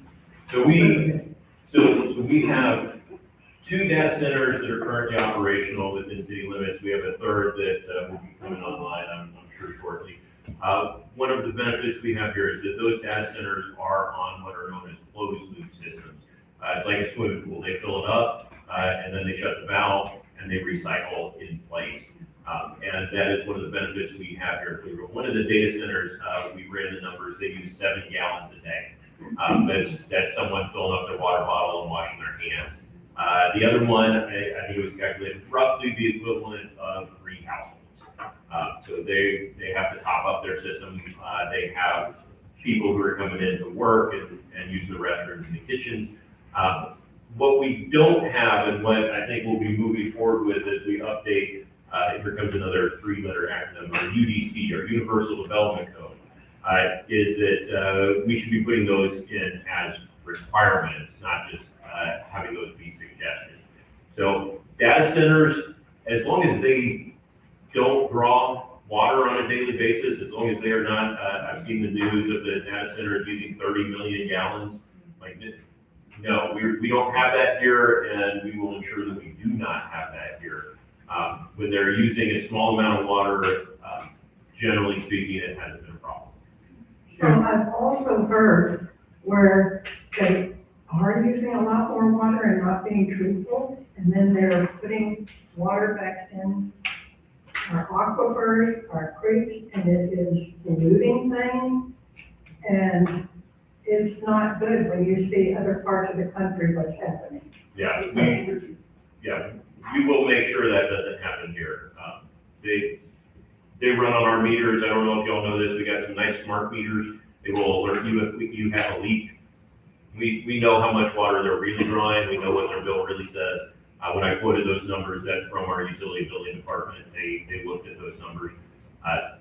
The ones we have here at least are not drawing huge amounts of water. That being said, yes, they will be held to development requirements. Anything that comes, anything that's looking for an exception in particular, I can't imagine anything like that getting approved anytime soon. But yeah, anything that's opening up closed loop systems, they recycle their own water, they process their own water. We don't let it back in our system, and we don't let them take extra. But yes, I hear the concerns. I see a lot of that in the news as well. I will assure you, it is something that we take very seriously. Let me say, the reason Doug was looking at me a lot when he was talking about AI is I had the pleasure to serve with Jonathan Coughlin on our AI subcommittee, AI and data center subcommittee for the council now. We just make recommendations like a board, and the full 7-member council will make recommendations. But I expect we will make recommendations to the council within the next few months that will be very similar to what Doug outlined. We're to make sure that the new data centers that go into place in Pflugerville have operations that are similar to the two that we already have. Let me say this about data centers. The technology on those has changed dramatically over the last 3 decades. And the data centers that were built in 1995 are very different in terms of pollution, power usage, water usage, whether or not they're self-contained, all of those things than what is being built today. And of course, size matters, right? A little data center doesn't use very much water. A big data center uses more water. But the largest data center we have currently operational in Pflugerville, like Doug said, it uses about 3 houses worth of water or about 1 restaurant's worth of water. So we add another restaurant in Pflugerville, we are not going to run out of water. So, and you're monitoring that, so we know for sure. That's Good news. yes, our water department is, on those numbers every month. So if there's a dramatic spike, we'll know about that right away. As Mayor Weiss mentioned, we don't currently have a regulation on that, but we're working on that. Please You should do. expect to see that this year. Please. And I will mention, so one of our contacts, a friend of mine with Encore, I think power consumption is an even bigger concern with the data centers. If the data center goes in on several acres, it can consume the power capacity for a much larger space, and all of a sudden, other houses, businesses can't develop because of that. I think he tells me everyone with 10 acres thinks they should have a data center right now. Their demands for power are about 4 times what the state of Texas currently has. They are getting approved. They are getting approved right now. I'm not aware of any other data centers that are currently going through a development process with the city. But I will tell you, several folks have told me, hey, would this corner look good for it? How about over here? How about over here? So we're paying attention very carefully to that scenario. We're making sure that anything that comes here is beneficial and not parasitic on the community. I think you covered this, I was writing down my notes when you were talking about that, but since we have a water issue, why are we continuing to build new homes and new structures and everything? Sure, so I understand it brings revenue, but we have a water problem. We're experiencing a very short-term water problem right now. We have the supply, we will soon have the processing capacity, we have the ability to treat the water after it goes down the drain. Our short-term issue right now is relatively related to that new supply construction. So in 6 months, I don't think we're gonna be able to say that we have any water constraints in town. So we wanna look at the long term, we wanna look at where we're going, aim there, right? And I think the houses we're seeing, the new commercial, that's all gonna benefit the people who live here. There are, by the way, right now, in the modified stage 1 restrictions that we've got, there are limitations about use of water in construction projects. So we are paying attention to that. And we have, a lot of restrictions that are killing people's lives, including mine. Although thankfully, the good Lord has We got provided a rain. bunch of rain lately. Right, it's done. Hopefully he will continue to give us plenty of rain. But we are saying, look, if you've got a construction project and you were gonna use city of Pflugerville water as part of that, you can't do that while we're on stage one. And One of the things you'll see around a lot of construction projects is they run a meter from the city and it attaches to a fire hydrant, and that's how they get water for their construction projects. We block all those out. We're not issuing any, they have to bring in outside water if they need it. You'll actually see it if anyone's been to Home Depot. They've got a truck that fills up some, what are known as bins. They're pallet-sized tubs of water. The tubs are bins. One of those, they use the terminology. But they're trucking in water to keep the plants growing there. We do have restrictions on that, but that's because of the short-term treatment capacity issue that we're facing. We have an audience member question right here. Sure. Good afternoon. Doing well. I read where Pflugerville doubled the LCRA reservation for water. And did you go into what cost that was for? Costs on the reservation. I have no idea. That was done before I got on council. I'm gonna have to punt that one to you. I'd have to look that up. I don't have those numbers. I don't think that was what you were here. That was with, we'll need to get back to you on that one. I was gonna ask one of our other former councilmen, but he's left. He might remember. Could you go into a little bit how the LCRA contract is structured? I read about that yesterday. I kind of sort of interested by way of water reservation and water use.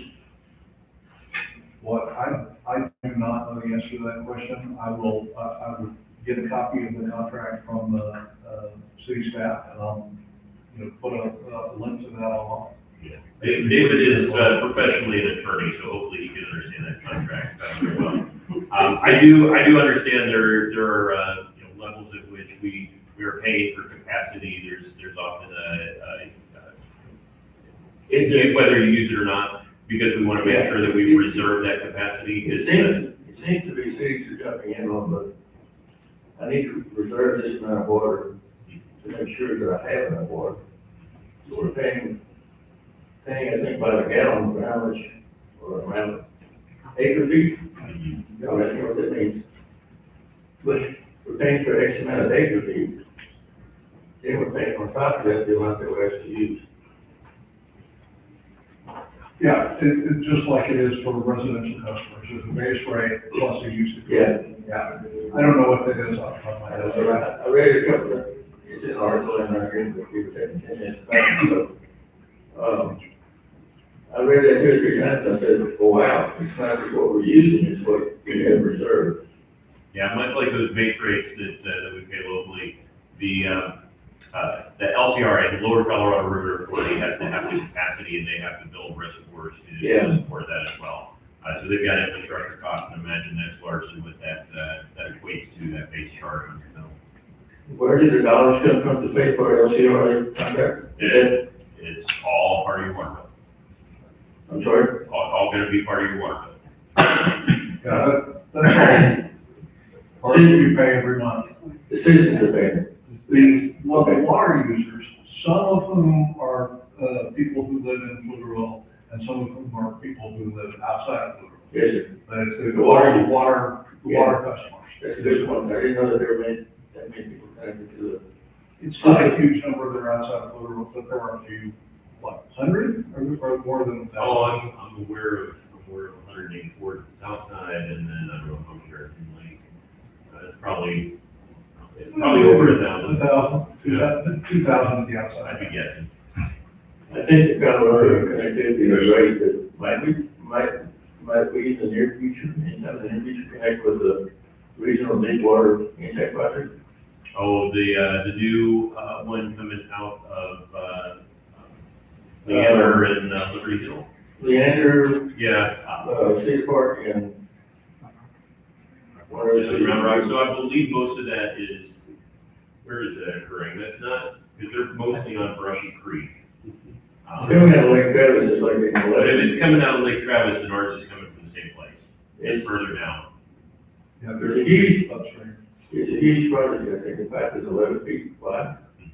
So, I didn't know if that. I think we've got a more efficient pipeline to the same source already. Okay. Thank you very much. Sure. We have a question. Got a question up front. We got the Yes. water, we got. Yeah, well, Hold on one second. Let's get you the microphone. Can we get the, Yeah, hang on one second.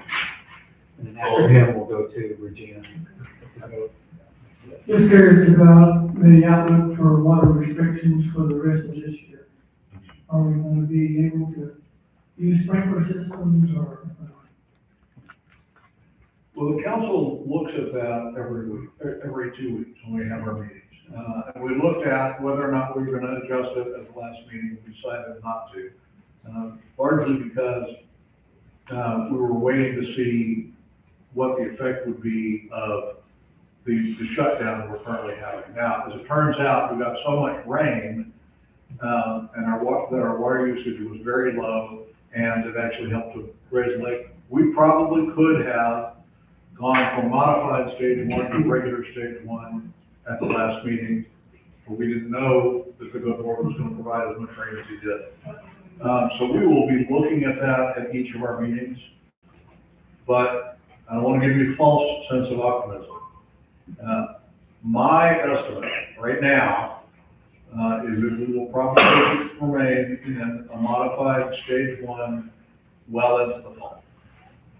And I wish it wasn't the case, but that kind of is what it looks like to me. Now, I'd love to come back to you, the next Tuesday and say, hey, we decided we're gonna get rid of all the water restrictions. But because we're waiting for the filtration to be online in addition to the pipe. The pipe will be online maybe as early as Wednesday, but certainly, before the end of June. But then we've got the filtration problem. And the filtration problem might not be solved, it might be solved in 6 weeks, but it might not be solved until the end of the year. what I can tell you is, substantial completion, I might have to phone a friend. I believe substantial completion is scheduled for October. So that would be when that plant comes online. What I can also tell you is that when I did my laps around the lake this morning, we've got folks out there working on it today. If you're ever out at the lake, there's a gravel parking lot. Those guys are parking there and walking across the street to work on that treatment plant. So we are being very serious about getting work done to get that online as soon as possible. I believe substantial completion is targeted for October at this point. I think, where were we going next? We've got, was Regina, guys? Where the I think Regina has a lead, but I can read her question. Okay. She said, why is my water bill higher than my electric bill? Although I have an automatic sprinkler, I don't turn it on because the water bill is too high. So I think that goes back to the base water rate, and the fact that we've expanded the infrastructure so much in the last year and over the next year. We're spending a lot of money right now to raise the level of infrastructure and the ability to do that. But congratulations on this lower electric bills. You can, unlike people in the city of Austin who pay more for electricity than you do because they've got monopoly, out here in Pflugerville, you can choose your electric provider. So, people have an opportunity to take advantage of the miracles of the free market that way. We've got a couple of people waiting, but we also have a question from the live stream, and it says, what concrete vision does the Pflugerville leadership have to lead the city into a future with the current drought in Texas, with population continuing to explode because of apartments and subdivisions? I love those softball questions. I know, well, that is a, there is some concrete long-term vision that we have. It gets very complicated. and a lot of it feeds into the wastewater CCN that we talked about earlier. We are getting the water for our citizens.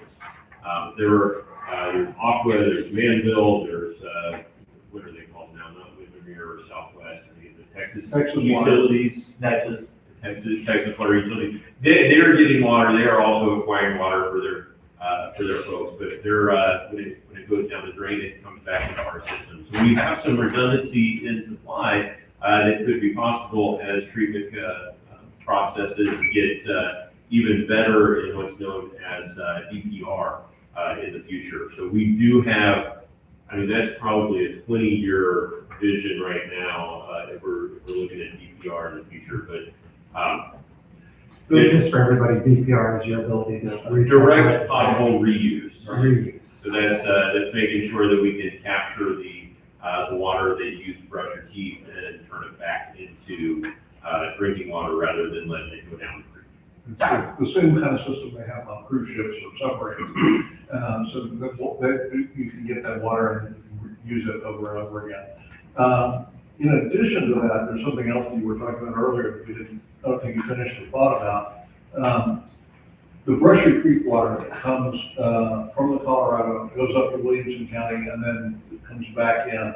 One of the things that we're talking with some of those water systems about is moving their water, which would be wastewater, when they move it down here, and bringing it into our plants and using the DPR, the direct potable reuse facility on that, so that we can clean up that water, use it for irrigation, and use it for things that we would normally use direct water from the lake for. So there are a number of ways to use this DPR, direct potable reuse technology. But that is not something we currently have online in the city of Pflugerville, and we will bring it online as it becomes necessary. The original plan was that we were going to start doing DPR within the decade. Given where we are with the growth projections, we saw earlier we had projected 8.2% growth per year. We do about 1.5. It's probably not going to be in the next decade before we do DPR. It'll probably be the decade after that. But that is part of what we're going to be using. So we'll be, not only will we taking the Manville water and the Aqua water and the Texas water going through our system and cleaning that up and using it again. We'll also, if everybody in Williamson County wants to make a deal that works and pencils out, we'll be using some of that water that they're bringing off of the Colorado River that needs to go back into the lower Colorado River Authority basin. Now, I can bore you, maybe not as long as our water experts of the city, but I can bore you about the different river authorities that there are around the state and the requirement to move water from one river authority has to go back into the other one, and they're not allowed to move it back and forth because we have these distinct river basins. But let me just say, that water has to come back. And it's just a question of how it comes back. And we have I don't want to call it a plan because it doesn't have a plan, it implies a deadline. We don't have that yet. But we have at least a notion, an idea of how we're going to be able to capture some of that water and then use that to reduce the burden on future water payers in Pflugerville. We've got a couple of questions in the audience, the gentleman in the green right here, and then Mr. McCord, and This gentleman up here. So the question that I have is related to rates. I'm probably one of the few people in the room that says we should be paying more for water than we do gas. I'm not a proponent of having high bills, but what I am in favor of is early on, Mayor Weiss, you mentioned about being equitable and efficient in what we do. What I have a hard time understanding is how some districts that used to be a part of the city, Kelly Lanes, Lakesides, they were able to petition the Public Utility Commission on the wastewater increase rates and won with the Public Utility Commission to go from $65 wastewater rate to just shy of $42 wastewater rate. We're talking about wastewater, residential wastewater, it's the same stream, whether it comes from Pflugerville, the MUDs, the districts, however we want to do it. So what I'm trying to understand is why we as city residents are forced to pay the $65 for base fee, when districts were able to essentially sue the city under the Public Utility Commission and won. As a matter of fact, those rates went into effect in May 1st of just shy of $42. So what I can tell you is that the districts largely, they are paying for treatment, not for, hold on, am I saying that right? Paying for treatment, not for maintenance. Paying for treatment and infrastructure, but not for maintenance. So that's our challenge with the districts, is that they have a separate contract, most of those with Crossroads Utilities, that cost them whatever it costs them. And then the amount that they put into our system is a blended rate, because they can't measure it for us.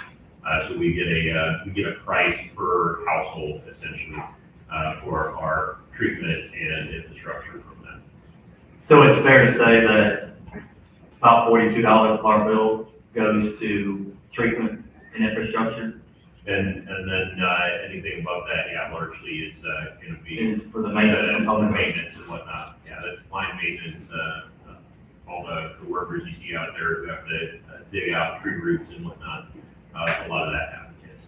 And then the other side of that, when we start talking about wastewater or water side of it, understanding where we are with the construction project, the 30-inch, 42-inch, the bypasses. The one thing that I hadn't heard within the community is that the contractor has been held to the 5 breaks that they cost on the 30-inch line. And it's not coming back onto the residents to incur those costs. I'm going to tell you that the contractor took immediate responsibility and remediation on I'm going to say the majority of the breaks. We may still need to do a postmortem on break number 4, but 1, 2, 3, and 5.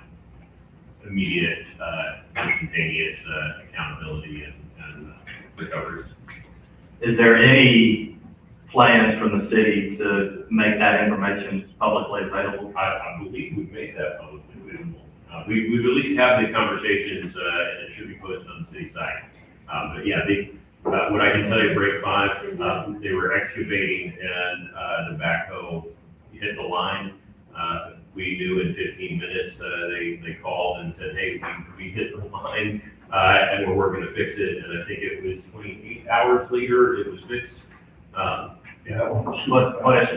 regarding to the responsibility, was there any conversations for them to cover the charges related to the amount of water that was lost due to their damages? So when they drained the lake on that 30-inch line on the first break and the third break, was there any cost or was there any conversation for the contractor to pay for that water that was lost? So I don't think it would be appropriate for us to discuss potential litigation. But at some point that would be made public. Mr. McCord? Don't need a microphone, never have. Just a correction to something that came up earlier when I showed up in the meeting is that when I was elected my first term in the council, about a year and a half on the council, we were told that we were about 2 years away from not being able to supply water to all the citizens of the city of Pflugerville. A couple of factors there is that 2 of our wells would not recover as fast as they had in past years because we were already in a partial drought.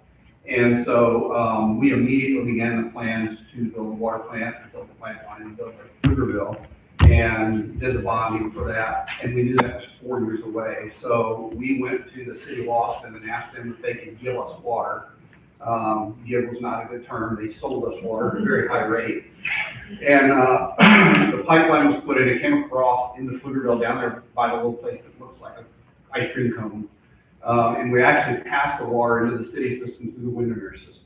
And that connection, to my knowledge, they would have had to, if they ended that connection, they would have had to dig up a lot of stuff, but I never saw that dug up. So I'm assuming that line is just there and sealed, but there was a line. Our water demands back then were significantly less. We were contracted for $500,000 a day first year. Then it went up to 1 million gallons a day, the second year, third year, 1.5 million, and it capped out at 2 million, and by then the lake was gonna be online. So, I comment, I question, and I don't know that I've ever heard from anybody that's substantially given a suitable answer to the hockey stick growth estimate that we saw on the charts and how that happened. You know, Pflugerville experienced a growth spurt in 2013, 14, 15, hence the building of Weiss High School in 2017 because of the growth in population that was represented in that portion of Pflugerville. Weiss was built in an empty field and it's surrounded now by housing developments. That growth was expected. Likewise, from being on the council and participating on several of the committees, housing developments aren't approved on site. I mean, they come as a preliminary plan, they come in, they go through about a 3 to 4 year process, but we used to keep a running tally of how many housing units were gonna come online in the next 5 years. And we looked at that monthly at our council meeting as how many houses were being preliminary planned, how many were in platting, who were in, and all of those type of things, and we knew. So when you look at that number, if you were doing that same type of work back then, we knew that hockey stick wasn't gonna happen and we paid for it, okay? And the way we paid for it is we took out $2 billion in debt. We're $2 billion in debt right now, and about $1 billion of that's a wastewater treatment plant. And, you know, there was talk about expenses and costs to the citizens. We own that debt, we draw on it to pay for these services that are being done in the construction and so forth, but we own that debt. And so, when everything is done, a year now, I guess we're saying about a year from now, everything's gonna be online or about, that debt's still gonna be $2 billion. And we pay on it, but we're still drawing against it too. So I don't think I think it's disingenuous to say that, you know, your bills are gonna stabilize or level or whatever. We still have to service that debt. That debt is out there and it exists. It's not invisible. I would like in some of the conversations to talk about Pflugerville versus Greater Pflugerville. I know we service in the city of Pflugerville, but there's also some water customers or wastewater customers that are in Greater Pflugerville. The water districts that were mentioned a minute ago, I served on one of those boards. They used to draw some water from the city of Pflugerville. And Pflugerville and then got into an argument about a contract, Blackwater contract, and we moved to Manville out there in the entire Blackhawk city. So Pflugerville lost that water business and maintenance business. But back then, when we were talking about the need to build a lake and a water line and everything else like that, the reason why we couldn't deal with Manville is at that time Manville was limited to the wells that they had on this side of the Colorado River Basin. And that's, David talked about a minute ago. You can't take water out of the Colorado, or out of the Brazos River Basin and pump it into the Colorado River Basin. It was against the law. In about 2009, the legislature changed that rule and they talked about this replacement, percentage replacement, everything else like that. Manville immediately went out and secured water leases in the Brazos River Valley, drilling into the Carrizo-Wilcox aquifer, and intentionally did that to service the greater Pflugerville area, places out near Copeland, places out near Maynard, and so forth like that. They have a huge footprint. They're all the way down by the airport now. And that's because they have this contract where they can take water, not out of the aquifer here, but out of the aquifer over there, which is a large, generous aquifer. So I think that in the conversations that sometimes I think we see the sheen on the surface and it sounds nice, and that's why we kind of some of the death stares. And it's because when you're talking to us, most of us, like me, do a lot of research. Don't read fiction. Everything I read is factual. And I think that we expect profound honesty from our elected officials. Don't want any pompousness. Don't want any collapsing over things. When somebody asks you a question, dig all the way down to the nitty-gritty and give a truthful answer. Let me respond to that.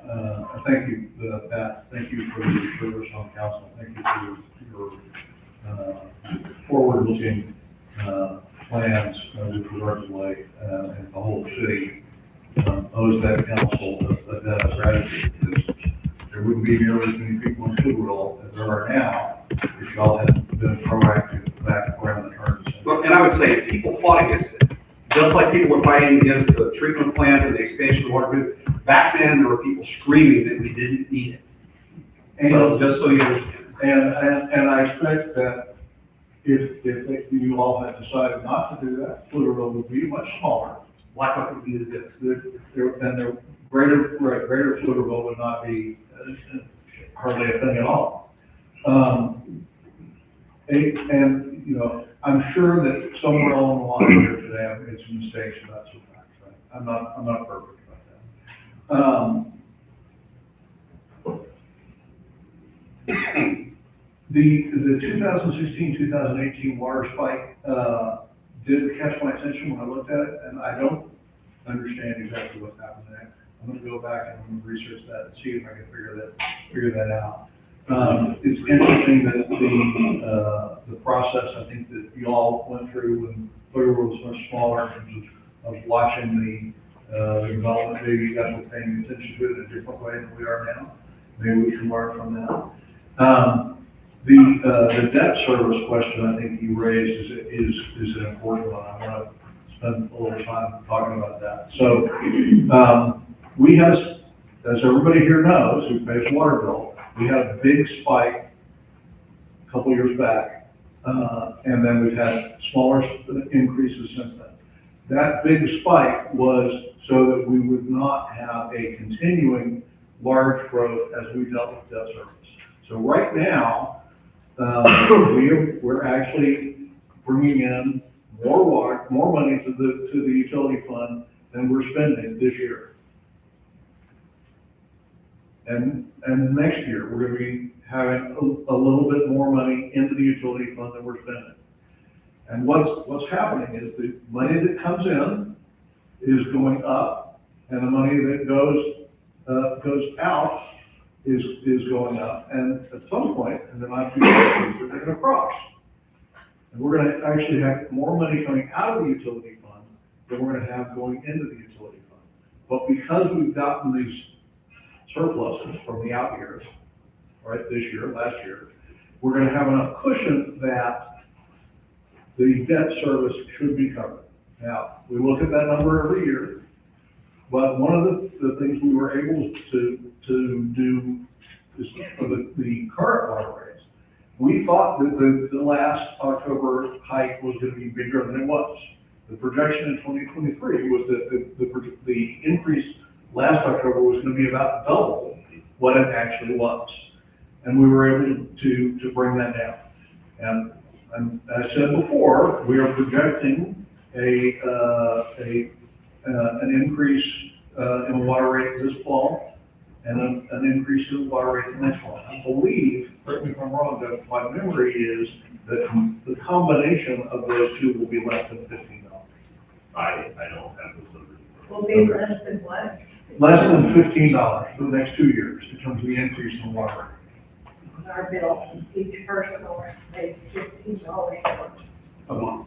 Yeah.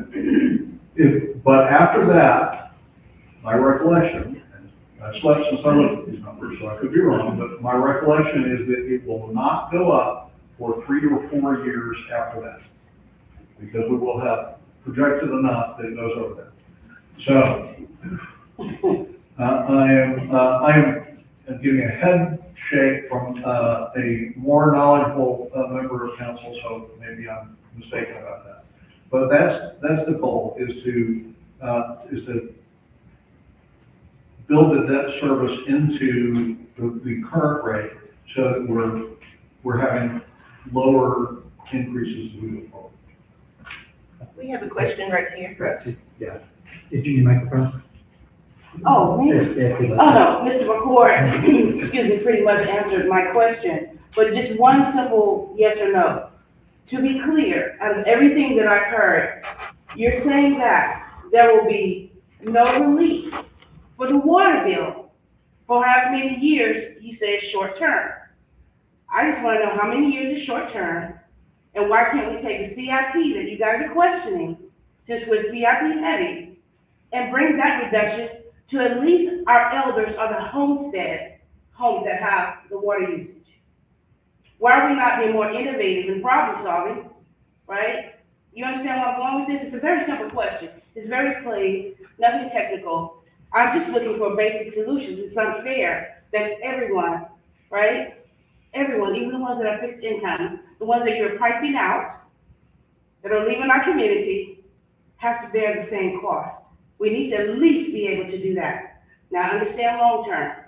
I don't really like the fact that the data centers came in kind of veiled, because it's a, water consumption business. We need to look at that a little bit more, which I plan to do, of course, in financing and budget. I really want to see what benefit it brings to us, and if we have a good projection beyond the time that we have the short-term water consumption issue. Does that make sense? Yes?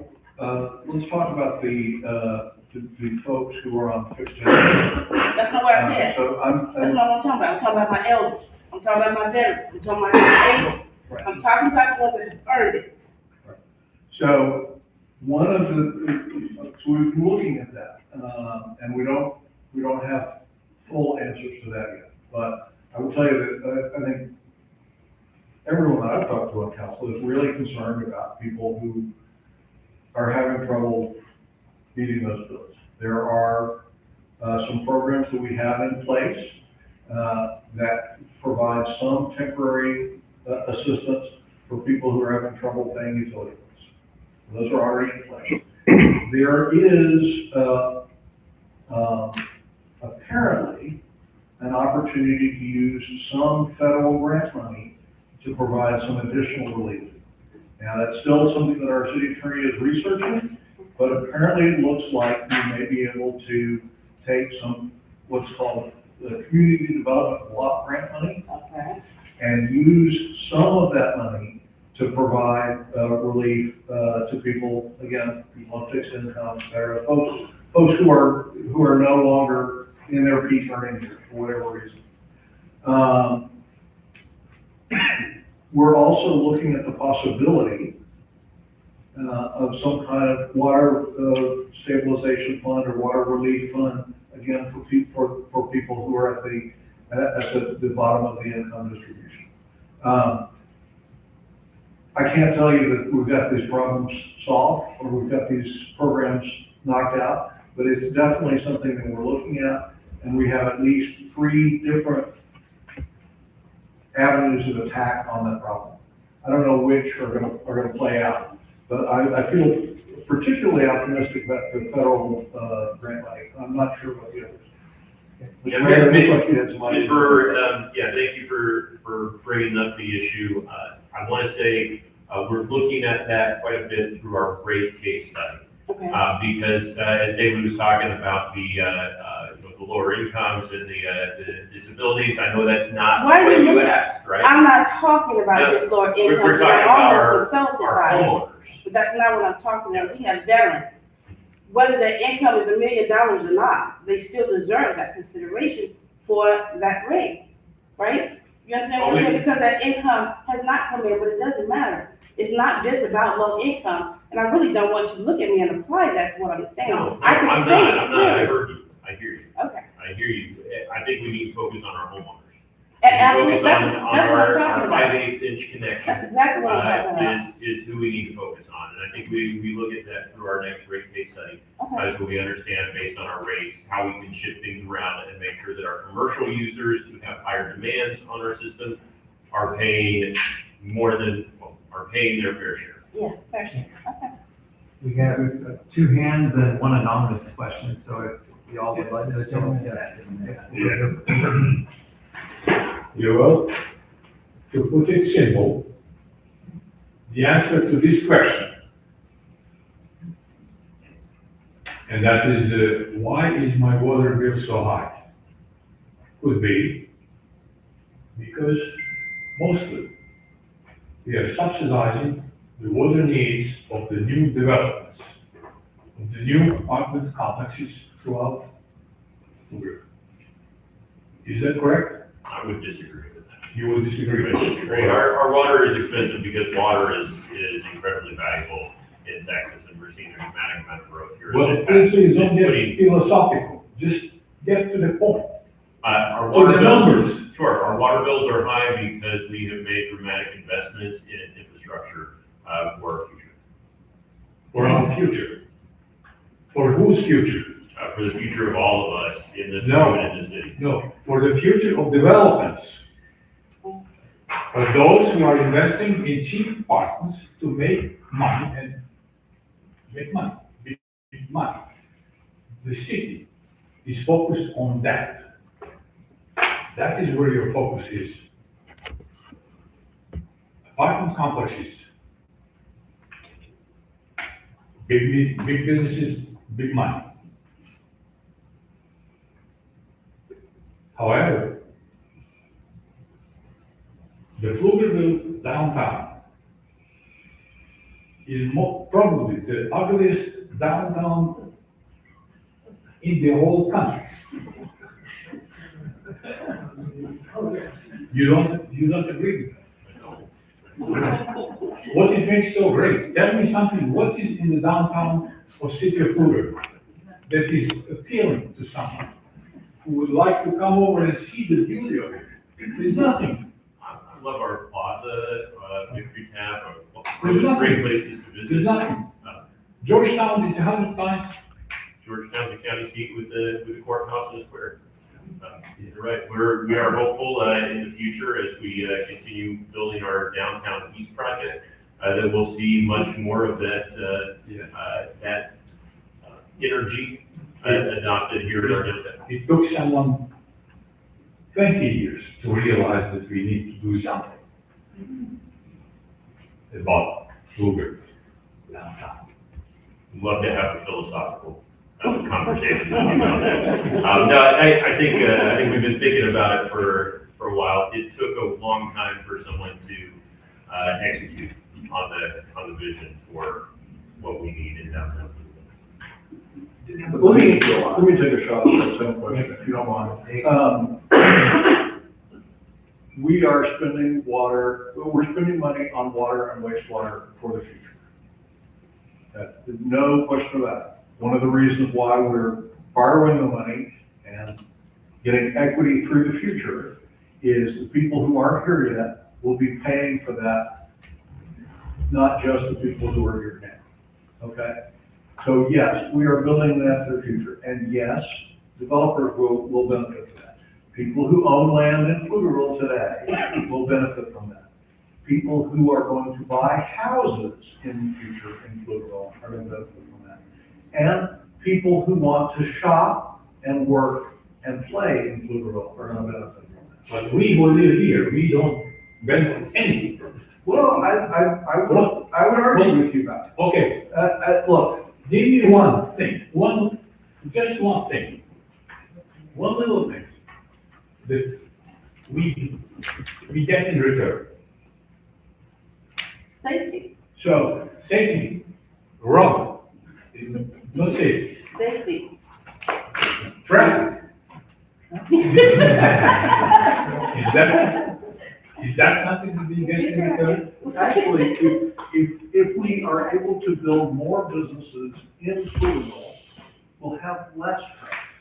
Because people won't have to drive all the way through Pflugerville and out to Austin or Georgetown or Round Rock to go to work. They can do what I do and commute 5 minutes from their house to their office. That is much less traffic, and if we have more water, then we can have more restaurants, we can have more businesses, we can have more places for people to work and play. Hey, that water park takes a lot of water, but we're able to build it to have that water park because we have a lot of water capacity. And I don't know if you've ever been to Typhoon, Texas, but it's a lot of fun. And it's local, it's right here. Without all that water, you'd have to go to New Braunfels for that much fun.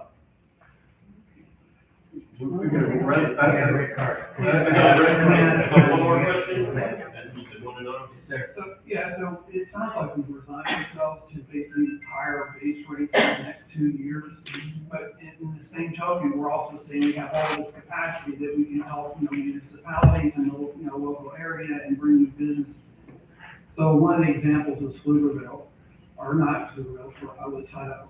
So if we, obviously Hutto's gonna have to plan over a long period of time. So when does Hutto come into a position where they need to get water? And are we approaching them and saying, hey, what would it take for us to basically, use our, infrastructure and connect it to yours and give you the amount of water that you need so that they don't build their own capacity? And then taking that into account, how could that reduce our base rates? So, the very preliminary discussions are already happening. We're at the political level, you've talked to the mayor, I've talked to the mayor, and they have decided that they are not going to do some of the things that we're doing in terms of building new water and wastewater capacity at this time. And they are looking at whether or not Hutto is going to expand its footprint, or it's going to stay the size it is, and then let all of the greater Hutto be out in the county. Those are decisions that they have not made yet, but they are leaning towards, my understanding from talking to the mayor, they're leaning towards not doing the expansion. And that's something, Pflugerville had that discussion 20 years ago. That was on that council. People were saying, no, we're gonna stay a little bitty Pflugerville. And I understand the appeal. So they're gonna need more water. And, how they do that is TBD. That's also true with Mayor, by the way, and Mayor wants to do some water things that the Travis County is not gonna let them do. Yeah. So they're gonna need to get that. We have limited time. Sure. And obviously this is, takes quite a bit of planning. I think that would be nice to see in the next meeting, hey, here are 5 scenarios that we have. If we bring these municipalities on, we're gonna target these types of businesses that we wanna bring here. And here's the type of additional demand we would expect. Here's how that can impact base rates, right? I think that would be really great, because then we can say, hey, we're not resigning ourselves to, higher rates right off the bat, right? We're gonna do everything we can to bring more demand in and spread the cost out over a larger base. Yeah, exactly. We have to. We've budgeted and spent money and funded for rooftops that aren't gonna be here for 20 years, so we have to find them somewhere else. This last question is anonymous. I'm not exactly sure who wrote it, but the question is regarding the construction at water treatment plants. Is it behind, and is there any reason for its delay? Yes, it is about a 6-month delay. I can't, now granted, that's about a 2.5 year project, so I can't articulate the reasons why it's delayed right now. My recollection was that there were 3 or 4 different incidents that brought on the delay. One of which, at least, was about material shortage, not being able to import certain materials. Yeah, we did have, I'm going to say, steel tariff issues across our capital improvement program for a while, and I think we've largely eliminated those. All right, well, I want to thank everybody for their time and attention, and one question. If it's a minute, we're good. Long ago, when we were talking about mammoth water project for the 3 cities that's going on. Long ago, I asked a question about connectivity. Is a big project in those 3 cities that are going on? Yes, yeah, the deep water well, yeah, for the deep water intake. Water project. I think you said hours more efficient. You talked about the efficiency aspect of it. We already have a pipeline in place, and we've already got easements in place where we can put that pipeline. In order to connect with theirs, I don't know how we would have to get over to Libertyville. Right now, we got about 14-mile pipeline, and they're a little bit further away. What I will say is, as I understand it, theirs is still on Lake Travis, and our water comes through Lake Buchanan, Travis, down the Colorado River, and then we pick it up after it's gone through all those lakes. They're picking it up directly from the lake.